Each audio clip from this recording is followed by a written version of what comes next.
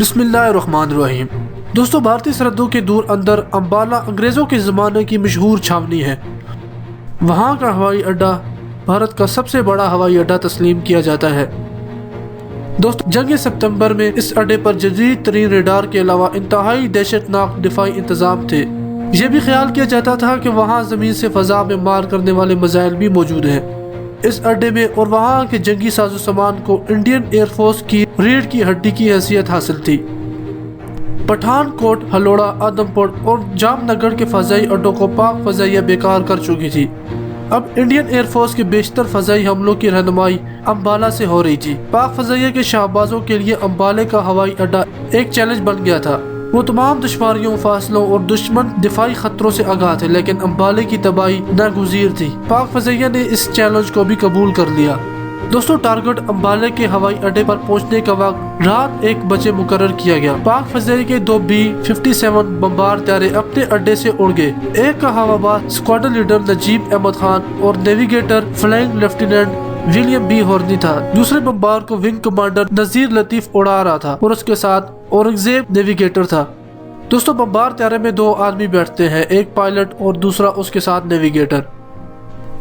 دونوں بمبار طیارے بہت کم بلندی پر اڑے جا رہے تھے۔ انہیں زمین پر کچھ چیز نظر نہ آ رہی تھی۔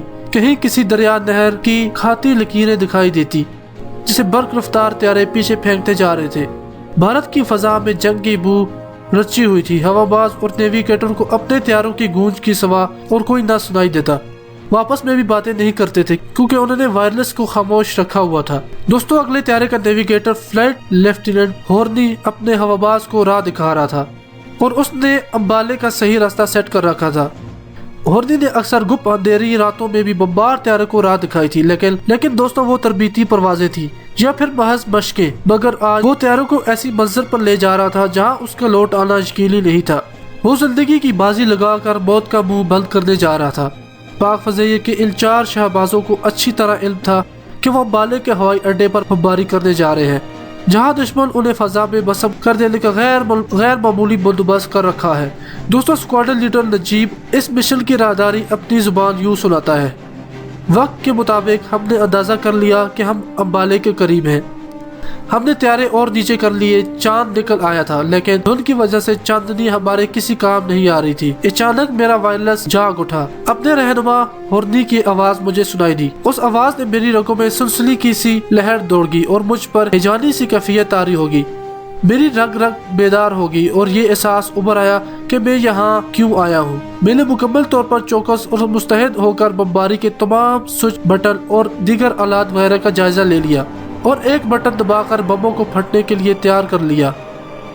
بم ڈور، اس جگہ کا ڈھکنا جہاں بم لگے ہوتے ہیں، میں نے کھول لیا اور ایک بٹن دبا کر بموں کو ٹارگٹ پر لے آیا۔ اب اسے انگوٹھے سے ہلکے سے ایک بٹن دبانا تھا اور تمام کے تمام بم نیچے گر جانے تھے۔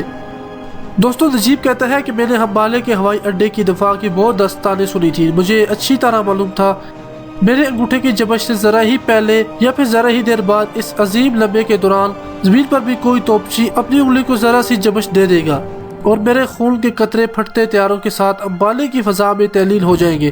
لیکن وہ لمحات اپنی موت سے ڈرنے کے نہیں تھے۔ یہ لمحہ اس مقدس فرض کی تکمیل کے لیے تھا جو میری جان سے زیادہ قیمتی تھا۔ پاکستان کی آبرو کا انحصار انہی چند لمحوں پر تھا۔ میں نے بم ڈور کھول دیا اور امبالے کی دفاع کی ڈراؤنی کہانیوں کو ذہن سے جھٹک کر بمباری کے لیے پہلے حملے میں جانے کے لیے تیار ہو گیا۔ میں زمین سے بمشکل 200 فٹ کی بلندی پر اڑ رہا تھا۔ تاریکی ایسی تھی کہ اس قدر کم بلندی سے بھی زمین پر کچھ نظر نہ آتا تھا۔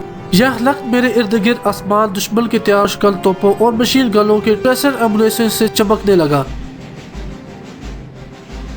ہر سو شرارے اور روشنی کی لکیریں پھیلنے لگی اور میرا طیارہ روشنی اور شراروں کے جال میں الجھ گیا۔ امبالے کا دفاعی نظام واقعی چوکس اور شدید تھا۔ میرے طیارے کا اس قدر بے تحاشا فائر کی زد میں آنا قابل فہم تھا۔ دشمن کی مشین گنوں کی کئی بوچھاڑیں میرے طیارے کی پروں اور باڈی سے پار ہو گئی اور طیارہ ہر بوچھاڑ پر لڑز گیا۔ طیارہ شکل توپ کے 2 گولے اس قدر قریب سے گزرے کہ طیارہ جانے کس طرح محفوظ رہا۔ یوں لگتا تھا جیسے میرے بے جان بمبار طیارے کو بھی میرے عظیم مقصد کا علم ہے اور وہ نہایت وفاداری سے میرے قابو میں غراتا ہوا اور گرجتا ہوا اڑ رہا ہے۔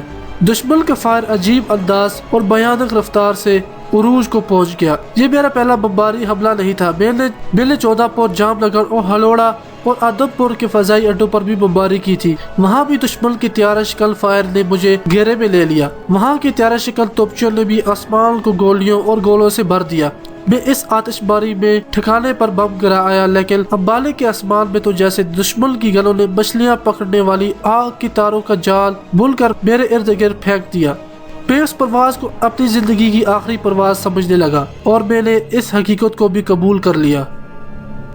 ये तो चंद लम्हों की बात थी। मैं टारगेट की तरफ बढ़ रहा था। टारगेट करीब आया तो मैंने खुदाए जुल जलाल को याद किया और त्यारे को झुकी उड़ान पर काबू में रखा। दूसरे ही लम्हे हवाई अड्डे के हैंगरों जिनमें त्यारे रखे जाते हैं उनके मुहिब मुझे नजर आने लगे। इस मुकाम पर आकर दुश्मन की जमीन इस कदर गोलियां और गोले उगल रही थी कि आगे जाना जहन्नम में कूद जाने वाली बात थी, लेकिन यही तो मेरा मिशन था। जुबान पर अल्लाह का नाम और अंगूठा बमबारी के बटन पर दुश्मन के खतरनाक तरीन फायर के हलाके में दाखिल हो गया। टारगेट का अंदाजा किया और खुदा को याद करके मैंने बटन दबा दिया। मेरे त्यारे के पेट से 1000 पाउंड के 4 बम निकले, जिनसे त्यारा बे दुश्मन के फायर के जहन्नम से निकल कर आ गया। जाने कितनी गोलियां मेरे त्यारे के ढांचे में सुराख करती पार होगी, लेकिन त्यारा फटने से बच गया और बेकार भी ना हुआ और मैंने त्यारे की सिमत बदल दी। अभी मेरे ख्याल में चंद और बम मौजूद थे। मैंने दूसरे हमले के लिए त्यारे को घुमाया और फिर दुश्मन की गोलाबारी का रुख कर लिया।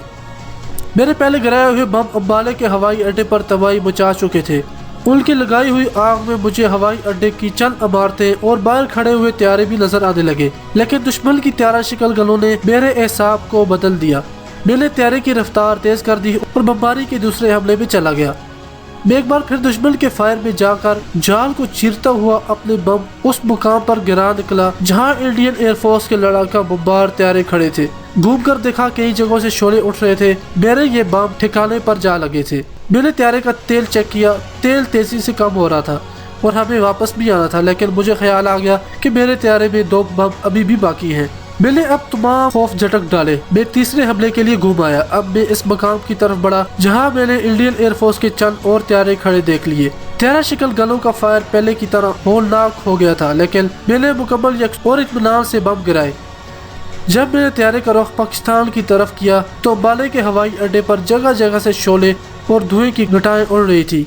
दोस्तों, विंग कमांडर लतीफ भी दुश्मन के इसी तरह की फायर के आतिश जाल में झुकी परवाज से बम बरसा रहा था। उसकी बेखौली और यकसुई का आलम भी वही था जो नजीब का था। दुश्मन ने उसे भी मार गिराने के लिए बहुत आग उगली, लेकिन नजीर लतीफ भी बेखौफ व खतर आतिश नमरूद में कूद गया और पूरे कलमी स्कूल से बम ठिकाने पर गिरा दिए। बाले के दिफा के मुतालिक जो सिलसिली खेज कहानियां मशहूर थी, उनके आखिरी इकट पर पर्दा गिराकर दोनों हवाबाज वापस आ गए। स्क्वाड्रन लीडर नजीब अहमद खान को गैर मामूली जुर्रत पर जोश क़यादत और फर्शनासी की मिसाल करनामों के सिले में सितारा जुर्रत अता किया गया।